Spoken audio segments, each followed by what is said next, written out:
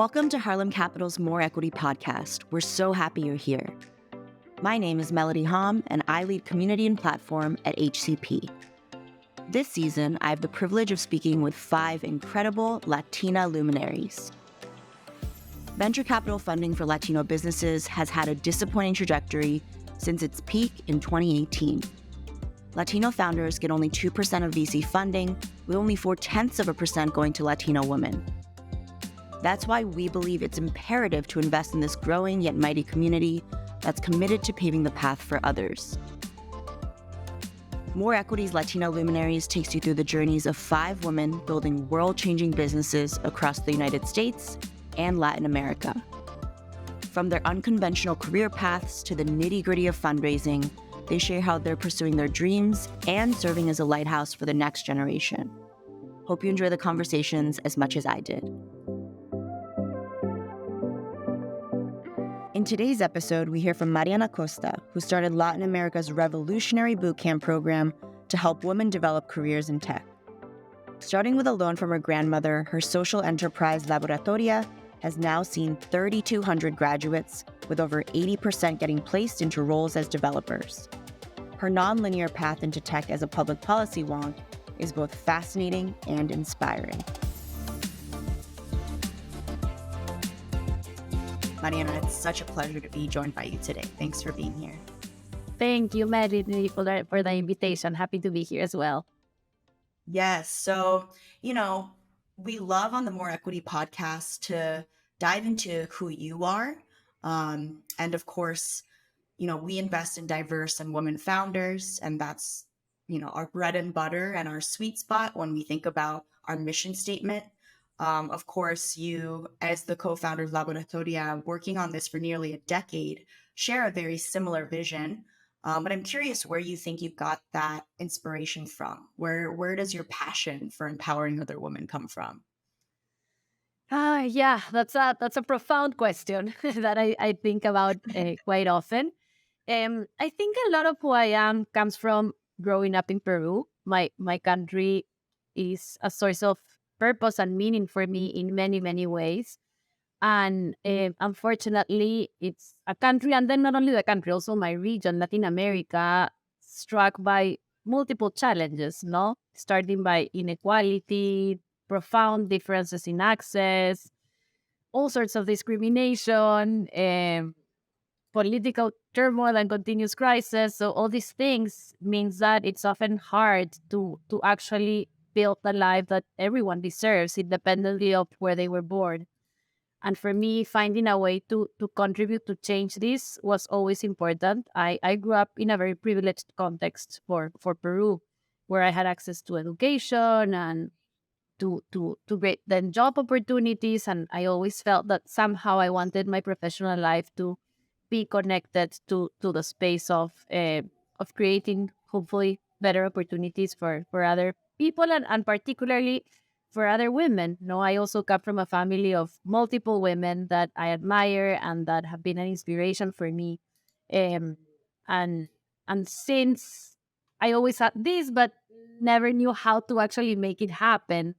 And when by random chances of life, I ended up becoming an entrepreneur, I think relatively early on, kind of the stars aligned and the opportunity for Laboratoria came up. And since then, I felt this strong sense that I'm doing what I should be doing. And I think that's a big part of what has kept me going. Yeah. You talk about you recognizing your privileged upbringing or the fact that you had access to resources and opportunities. I'm curious, you did study abroad, right? Or the equivalent of abroad. Of course, I'm based here in the US, but in London and then in New York City. What kind of learnings or perhaps even observing your classmates, right?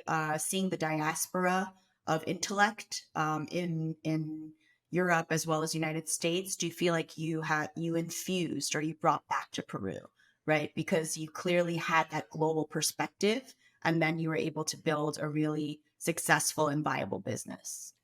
Yeah, I think those experiences have shaped me in very profound ways. from studying abroad. That's quite a unique opportunity in Latam, and for me, moving thousands of kilometers away from my home, I grew up in a like relatively sheltered space to become independent in a place like London has profoundly changed who I am. And I think these two, I lived in London, then in DC, and then in New York. These are places where you get to meet people from every corner of the world, um, that challenge your views, that make you question how you grew up and why, and that inspire you in many profound ways. So I think it was a journey of growth and of discovery that at the same time, ironically, I think also strengthened my ties to my own country, my own community. So throughout my many years abroad, I always found my Peruvian and then my Latin American diaspora with whom I could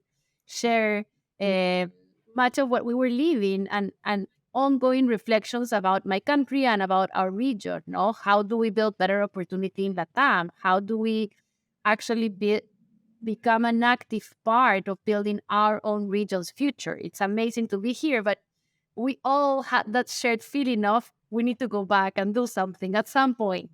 And I think that for me, that moment came almost 10 years ago, or after 10 years of living abroad. I said, you know what?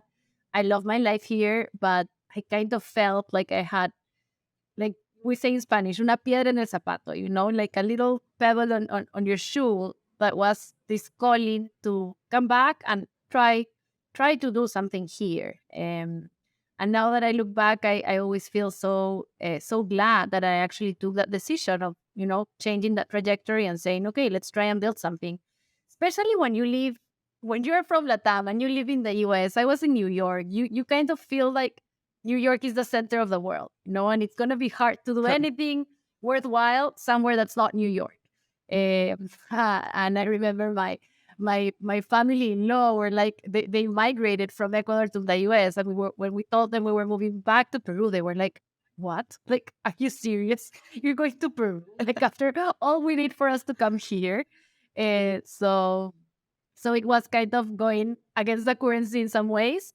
And I think it's been amazing to actually be part of building an organization in Latam. When we moved to Peru, the ecosystem was very, very small. The whole wave of tech startups and social enterprises was just getting started. And it's been such a privilege to be part of that journey that's been our own, but also what's happening in the whole region, and where we are today.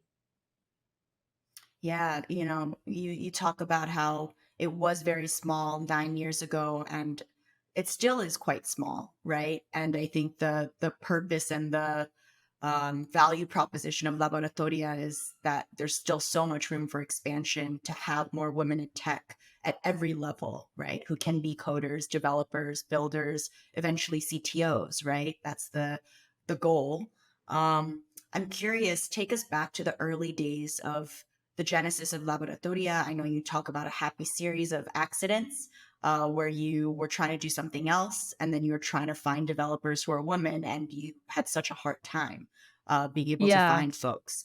Was this an obvious idea for you? Was this something that, maybe was deep seated and had been percolating for some time? Walk us back to 2014. Yeah. Yeah. I actually have to go back to 2013 because that's kind of when it started. And obviously it was a very different ecosystem in terms of boot camps and even the conversation around diversity in tech. Even in the US, it was very nascent. And I remember before moving back, I went to a conference where I heard that the founder of Black Girls Code speak. And I was like, what is this? Teaching coding to young girls. This is absolutely amazing. And I started dreaming about, maybe something similar along these lines in Peru. So that was like a first seed. And then I moved back and we went to a TEDx event here and heard the story of a dancer that became a social entrepreneur when she started teaching professional dancing skills to kids that were working on the streets, as doing street dancing. And then she took them to the next level and they've traveled the world representing Peru. And we were like, this is also pretty amazing. And then we ended up starting a web development company because my partner used to be a developer back then. So we're like, okay, he has useful skills. Maybe my other co-founder and I, we can learn to sell. It seems like demand for digital products it's going up. We obviously had we hadn't raised any money. That was a different time, and there were no funds in Peru at the time. So we started this web shop, and it was through the experience of building our own team of software developers that we realized there's actually a huge demand for talent. There's no women. Like, it took our first hire was actually a Laboratoria graduate, our first woman developer in the team, but the team had maybe 12 developers, and we hadn't even interviewed a single woman in almost a whole year. So I was like, what is this? And then I started reflecting, about all the stereotypes and how I never even considered a career in tech or in sciences, even though these are subjects that I always enjoyed. And then the third thing, which is absolutely amazing and is what I love the most from the tech sector, despite the many challenges it has, is that it's really one of the very few spaces where you can build an amazing career without a formal, 5-year university degree from a good school. And in Latam, everywhere else, that's the only path, right? Either you go to a good university or you won't be able to have a like high paying career where you get to build the future that you want. So for me, understanding that this was possible in the world of software was like eye opening. I couldn't believe it. I was like, is this really true? And obviously, with the developers in our own team, I started seeing it is. This half of these guys didn't go to college, and now they're here and they're earning well and they're passionate about what they do. So that's kind of how the pieces started taking shape. And then something really lucky that happened is that I also had a full time job because my husband was starting his company, so I was supporting, but we needed to pay the bills. And then I didn't really like my job. I was like, I don't want to do this. I've moved back and I was working for a great organization, but I really felt that if I was back in Peru, I had to go like in all the way to build something here. So that was lucky because I said, this idea is taking shape. I really don't like this job. Maybe we can make it happen and just try it out, try a pilot program and see where that takes us. Somehow entrepreneurs always find other entrepreneurs, right? As you're saying, you needed to be the breadwinner, and then you're like, hey, I'm going to quit my job too, and we're going to do it Yeah. together. There's something very miraculous and magical about that. I feel like Yeah. we see that often, whether it's founder investor or founder, where you just understand the psychology of one another. Yeah, I'm so curious where that risk taking nature came from. Do you trace that back to your family again, or do you feel like there was something in your experience growing up that gave you that entrepreneurial itch to say, hey, Yeah. I'm ready to take leaps when I need to? This is also a good question because I never thought I would be an entrepreneur. Like, never ever. Like, there's no entrepreneurs in my family. I always thought I would have a career in public service, international development. That was my goal. Yeah, I'll work at the UN, I'll work at the World Bank. Uh, Nothing further away from entrepreneurship that those types of jobs. So it was not in my plans. I did not think I had the skills, but I was always I would say, courageous in other aspects of my life. So I did decide, for example, to go abroad for college, which was something different, or to move 3 different times to a different city and country, or to take on the opportunity to spend weeks on end on Central America and the Caribbean with my previous job. So I had taken many decisions that for me required a lot of courage of saying, okay, I'm ready and I'll go, even though I don't feel so confident. And I think it's the same principle, no? Being able to say, you know what? I'm okay if this doesn't work out, but this is the way that I'm going to learn and I should try it out. So I think it came from that place. Also from being really fortunate, we I always say that my grandma was actually the angel investor in Laboratoria because I had to quit my job. I kept it part time, so that actually helped.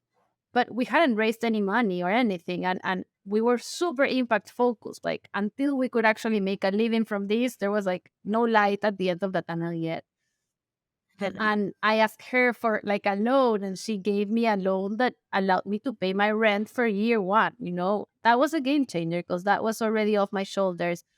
We also, the fact that we did this in Peru, we had some savings that in New York would last 2 months, and in Peru we could extend them for 12. So that also was an important factor to consider. And I honestly think I really felt I had to try this. I treasure that time. Whenever I think about it, I feel really nostalgic because I don't think those opportunities come that often in life where you feel like I'm ready to leave everything and give this a try. I truly believe in this. And I just felt that very strongly.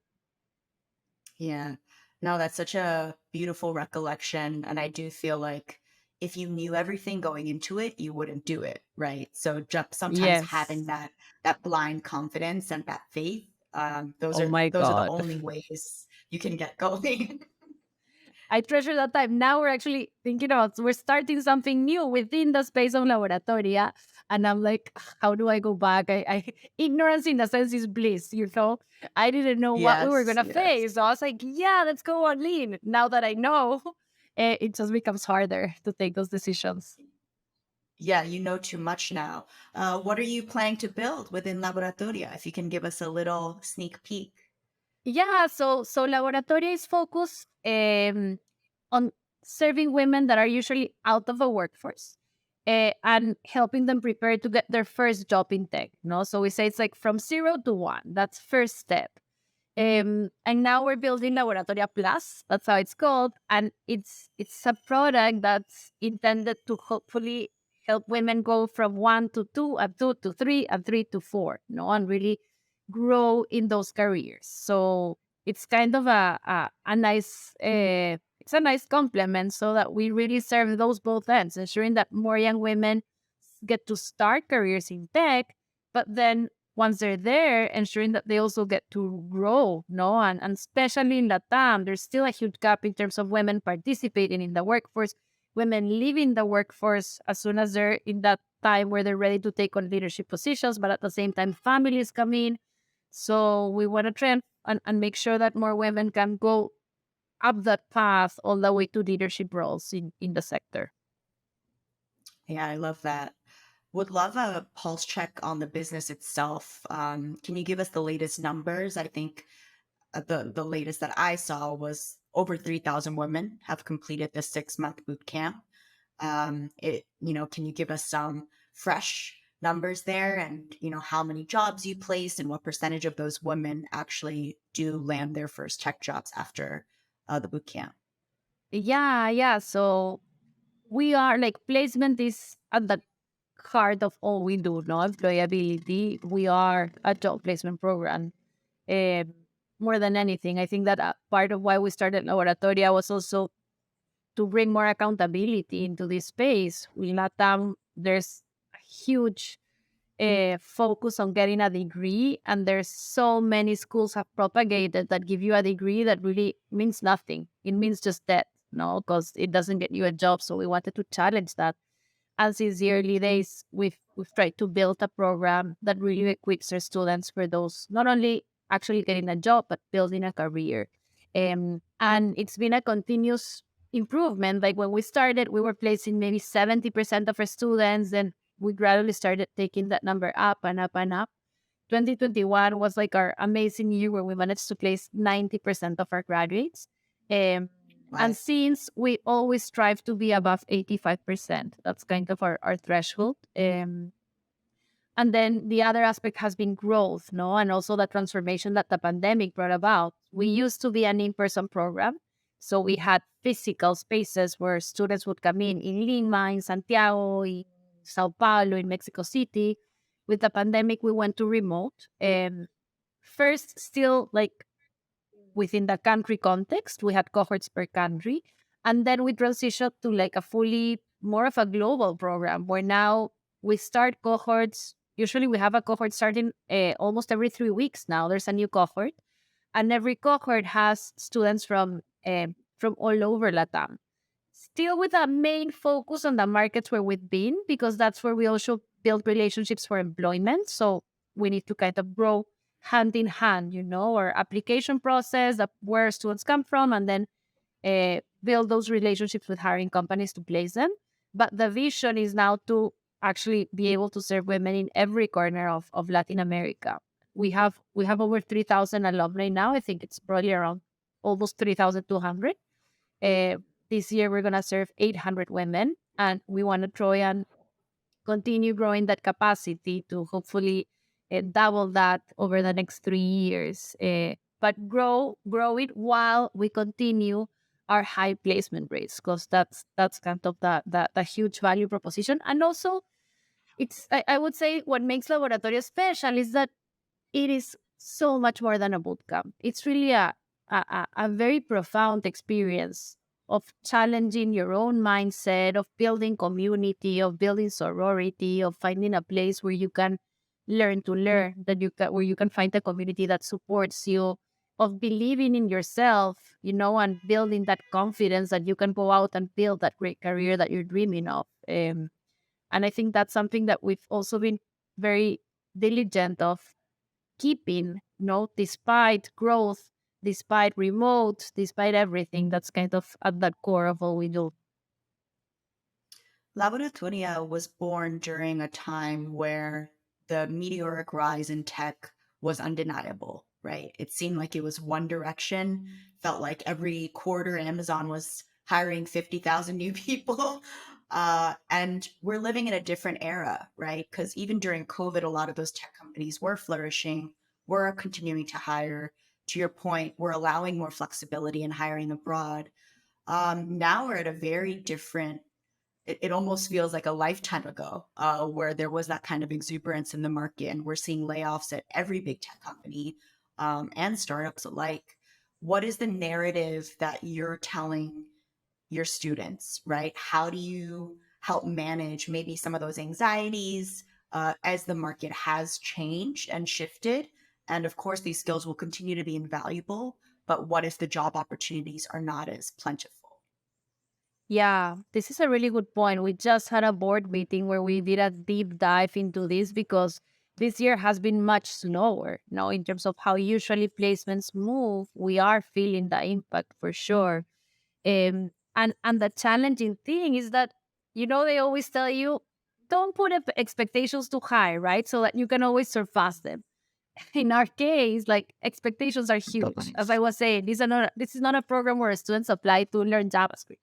This is a program where they apply because they want to change their lives, right? That's the biggest expectation that you can have. And it's always super sensitive for us because we need to be up to that standard. No, when we're not, it's really painful for everyone involved. And placement is part of that expectation. Uh, so we have kept an ongoing conversation with our students, very transparent, so that we see all that we are doing. All that we are doing. There's like a very strong strategy to try and serve this wave, because I think it will pass, but it might take some time. And in terms of what we're thinking going forward, there's multiple things. No, there's diversifying our tracks. Like right now, we train web developers and UX designers. If we want to grow and continue having placement rates in this market, we need more tracks, right? We need to offer, maybe we're thinking about data analysis, we're thinking about low code. So continue diversifying our tracks. New markets, like if in Peru that's going through really tough time, if it's gonna be hard to place 150 web devs every year, junior web devs, then it's probably better to go for 80 in Peru and then start with 50 in Ecuador and 50 in Bolivia. So growth across the region is super important. And another discussion with Hahm we're having is placements abroad. And that's an opportunity, but in our case, it's also difficult because English is a must. And most of our students don't know English. And in Latin America, there is a strong correlation between previous opportunity and English. And we have a focus in serving women that haven't had those opportunities before. So that's one challenge that we're struggling now with. And we're thinking maybe we should at least have, say, 25% of our students who know English, and that will ease a little bit that pressure. So we're thinking of many things that we can do. And also, make sure that our students own their journey of getting their first job. And that's quite important because in these types of programs, we really strive to make sure that our students can grow as independent women, independent learners, and also have that agency when it comes to job readiness and actually getting a job. with our support. No, where do you find that balance between being a place where we are the ones in charge and we are the ones that need to solve for everything, and they're just passive actors, or the other place where they are the ones driving, but they still feel that we're there for them. And there's a huge difference between doing it in our context versus doing it independently, And I think this is a balance for every bootcamp of our source. I'm curious what the pricing breakdown looks like for someone who wants to attend. Yeah, yeah. This has been also an intense journey. We are actually a non-profit social enterprise, and I think that's important to say because for me, now that I've been in this business for a long time, I honestly have to say, if we wanted to keep this social focus on women that haven't had those opportunities yet, I don't know how we could do that for profit. We haven't figured that out. Like we started as a non-profit, always thinking that we need to build a financially sustainable model. That has been the focus. But uh, like right now, we cover, hopefully, this past year was 40% of our costs from our earned revenue. We want to drive that up to 50, hopefully more than that eventually. But I don't see, at least in the near future, a place where we'll be able to fully cover our costs if we want to build a business model that has our alumni at the center, right? And that prioritizes for their well-being rather than for how do we make this model profitable. And our donors have been instrumental to make that possible. So today we have revenue from our alumni. It is contingent to getting a job. But it's a subsidized amount. They pay 3.5K back. The program costs more than that for us. It's around 5K or a bit more. So there is a gap there. And it's also super flexible because if you come from a context um, that's complicated, then you might be the one that has gotten a job and your income just increased 4x. But then again, your context is still challenging, right? So you need to start paying for the debt that your mom has, for your little brother's medical bills, for the school, for your niece. So this is very typical. And then there's also crisis, right? So COVID came, tons of family members of our students lost jobs, and the payback scheme is really flexible. We decided to do it ourselves. That is painful, but then again, we can shape it in a way that promotes that well-being of our students, and that has been a choice, I think. No, and then we also have revenue from companies. It's not a hiring fee. We tried that in the past. Nah, it didn't work quite well. It kind of slowed down placement, so it's not the goal. But we have figured out ways to add value to those companies so they also pay. So we have recruitment events and they pay to be part of that. They can pay to have a project in the bootcamp. They can pay for like early access to the talent. We are even now with some companies reskilling low skill employees through our program to then be rehired in their digital teams. So I think that has progressed, and right now we are at a place where, as I said, we cover around 40% of our revenue, and then the other 60 comes from grants. We now want to set up an endowment fund so that we kind of diversify how much of our work we fund from our grant partners, which we love, but there's always a little bit of uncertainty, no? And we do want to build, like, we want to make sure that Laboratoria and our impact is here for the long run. So we are at the stage where we're thinking more long term and how do we have a business model which includes the philanthropy that supports our work, that can ensure that we can be here for the long run and be super mission oriented. That's something else that we've managed to accomplish, I think, in great part because we are a nonprofit and we have our donors behind. You know, you talk a lot about the strength of your alumni network. At Harlem Capital, we also actually now have 100 interns who have come through our program. And we're very proud of the placement into venture capital roles, right? And all of these folks are diverse people who never had a chance to even understand what VC was or perhaps never had exposure. And through our 10-week internship, they were able to find great opportunity and they have so much potential. And curiosity around entrepreneurship, what would you say are two or three qualities that you want to be the defining features of a Laboratoria alum? If you were to sort of encapsulate what the values of the sorority look like, what Yeah. would the mantras be? Yeah, this is actually something that we do talk a lot about with our students. Like, I think we are a very values based organization as well as boot camp, and there are a number of things there. I would say one is this giving back concept. I think that's very strong in how the boot camp is lived, and then what we try to promote in our alumni network as well. No, so if you have the opportunity to be here to learn these amazingly valuable skills, how can you somehow then be part of contributing to someone else's journey? And I think and there's many ways, right? As a mentor, building a project in your community, and we do see a lot of that, and that's a huge source of pride for us. Um, then something else that I think is a value that it's also at the center of what we do is it's like run your own race.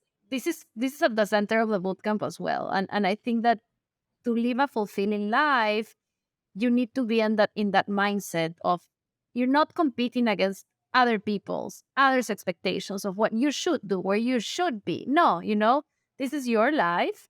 Take agency over it and run your own race so that you become better. It's not like you are better than someone else. And this in the typical even student setting happens a lot. There's competition is instilled, unfortunately, on our education system instead of collaboration. And we very proactively try to change that. This is not a place where you're competing with someone else because who knows more. This is a place where you are growing based on where you want to go, and actually helping someone else will make you better and will make sure that you get there and you're stronger by the time you get there. So I think that's another one. And then the third one I would say is lifelong learning. How do we instill a love for learning from our classrooms that then can accompany our students in their journey as they graduate and move on and grow? I think this is critical, no? Where we change the mindset of learning because I have to learning because I want to, because it's part of becoming better and it's part of that curiosity. And in a world that changes so much, I think that love for learning and making learning part of your day to day becomes super critical. Yeah, there's a very meta experience that I feel like you must have had as a female founder building a company for female folks who are trying to, change their lives and disrupt the system. I'm curious, as a female founder building and continuing to build in Latin America, it's still a very paltry number, right, of folks who are finding successful and viable ways to have a living as an entrepreneur. And I'm curious if you have seen a dramatic shift over the last few years in sentiment, in response and receptiveness from male entrepreneurs, or do you feel like the road is quite arduous and long ahead of us? I would say I feel both. Like, I do think there's been a change from when we got started. Like, even I see that with our alumni. When on our first few years, most of our graduates were the first female dev to join their team. Really, the majority of them. And it was a shocking experience for many, and even for their teams. And that really happens now. Like, because many of our graduates are there. There's other programs that have also a focus on diversity out there. So I do see a change, and I do see a growing genuine commitment to diversity from multiple companies. Yeah, where they actually see, there is value in building a team that looks more diverse and that appreciates really all viewpoints and aspects. So I think that been a lot of progress.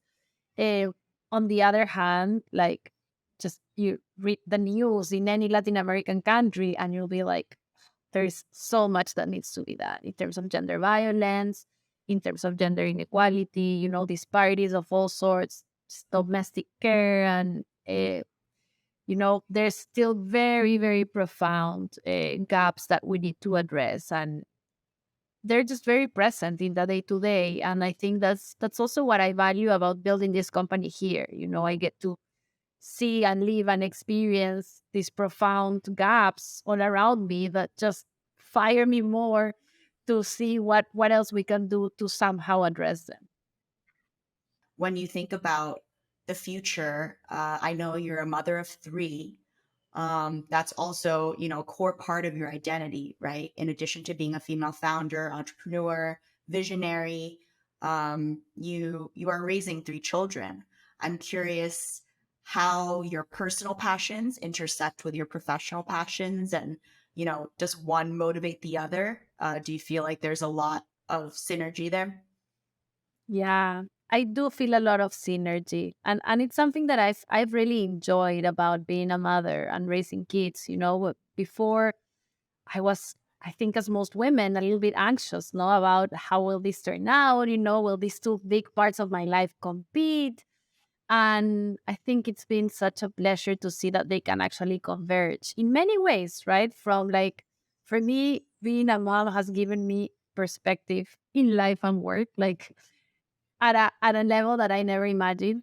I think it's in great part the fact that I was a mother when Laboratoria was on its third year or so, that I'm still here.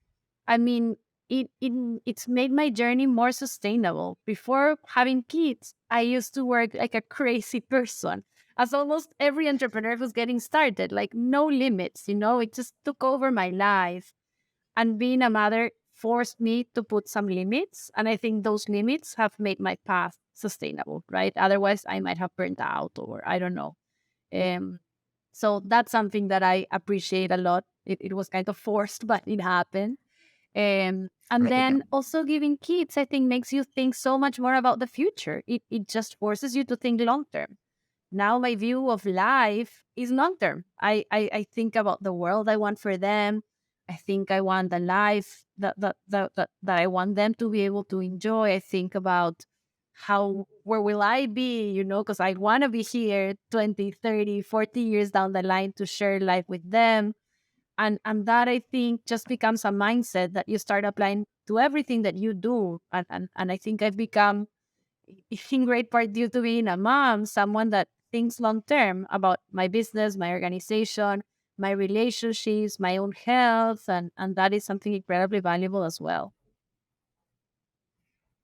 I love that you called your grandmother your first angel investor, because she, took a chance on you and bet on you. And in some ways, being a mom is like an angel investor in your own children, right? Where you're looking out for them and you're actually their guardian angel, while also pouring a lot of resources and everything you can, right, into them, and to see them succeed. So I'm sure your kids, yeah, are really going to be so inspired by having you as their mother, as an entrepreneur and an inspiration. So, yeah, so curious to see what they end up doing too, and if they all end up being coders, right? No, yeah, we'll see what they do, but I think it's a very, you will see now. Motherhood makes you live life in a very conscious way. Like, you're super conscious about what you imprint on them, and I think it just sets you in a mood of being more aware, of your strengths, but also your weaknesses, and how do you, yeah, let them be while also having some influence. It's all about finding this balance, and it just makes you feel live life in a more conscious way, at least for me, and that's something I value a lot. Of course, Laboratoria was one of your first babies, right? Before you had human children. If you weren't building and continuing to run Laboratoria, what would you be doing? And where would you be Yeah, spending your energy, you think? yeah, this is a good question because I often think about it, and there's many things that I would love to do. Um, I think that what draws me the most, and I would love to go back to that at some point, is doing more social work. I really like social work where I get to be in touch with other people. And I think I felt more of that contact in our early days when we were in person. But it's always our students also coming to us, no? At the beginning, for example, we would do our call for applicants in person, like throughout Lima. We would go through like the everywhere around the city, and I loved that, just getting to connect with other people in other contexts, in other places, and thinking from there, okay, how can we do to change things for the better, right, where we are.